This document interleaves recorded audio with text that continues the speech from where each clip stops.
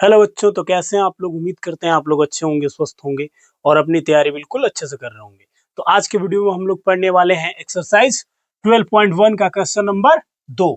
तो question number 2 कहता है कि भारतीय समाज के विभिन्न क्षेत्रों में प्रति 1000 लड़कों पर लड़कियों की संख्या के आंकड़े नीचे दिए गए हैं। ये आंकड़ा दिया गया है 1000 लड़कों पर लड़कियों की संख्या। ऊपर दी गई सूचनाओं को एक दंड आलेख द्वारा सूचित करें। पिछले क्वेश्चन जैसा एकदम सेम है।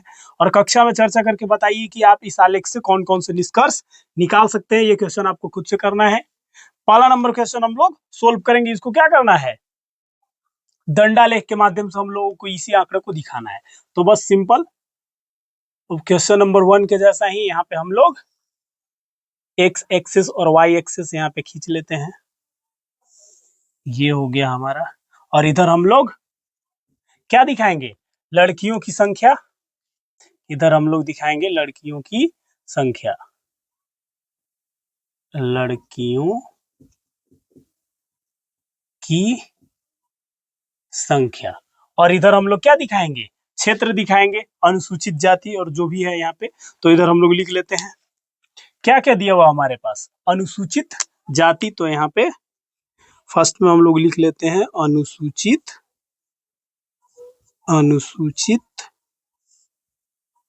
जाति। और दूसरा नंबर दिया गया है अनुसूचित जनजाति, अनुसूचित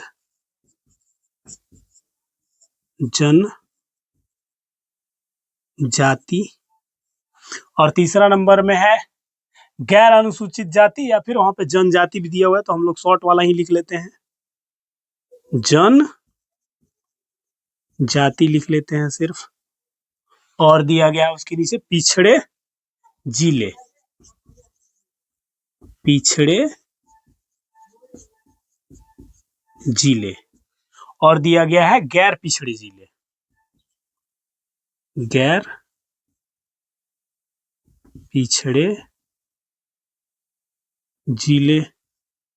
ग्राफ पे बनाएंगे तो बहुत क्लियर बनेगा आपका। और ये हो गया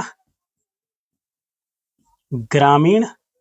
और फिर लास्ट में यहाँ पे नहीं पूर रहा है लेकिन हम लोग लिख लेंगे शहरी।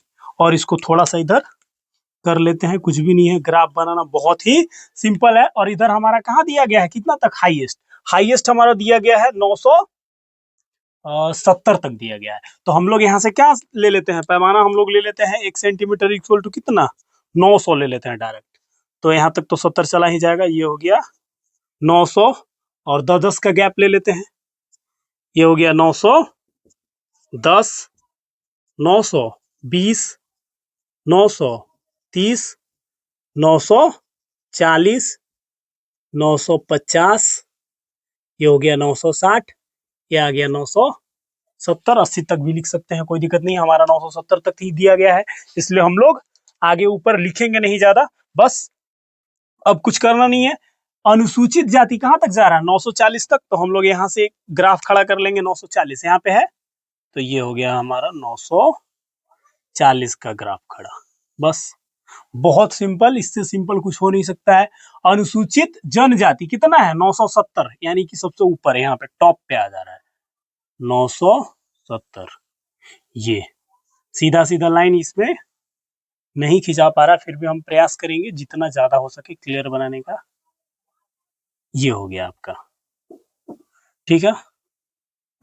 ये हो गया कहां तक, 970 तक अनुसूचित जनजाति। और जनजाति कितना है, 920। तो हमारा 920 यहाँ पे है, तो इसके सामने जस्ट हम लोग 920। और आप लोग प्रयास करेंगे कि गैप हम लोगों को एकदम समान रखना है। और आयत की चौड़ाई भी ये जो है इसका भी हम लोग क्या रखेंगे, आयत चित्र नहीं, यहाँ पे दंडा लेख बना रहे हैं, लेकिन इसकी चौड़ाई जो है वो एकदम समान रखनी है, एक समान। और इसमें डिस्टेंस भी बराबर रखना है। आप ग्राफ पेपर पे बनाएंगे तो उसमें एकदम डिस्टेंस बराबर बराबर ही दिया हुआ रहता है। पिछड़े जिले, तो पिछड़े जिले 950, हमारा 950 यहाँ पे है। ये हो गया 950, यहाँ तक हमने इसे खड़ा कर लिया।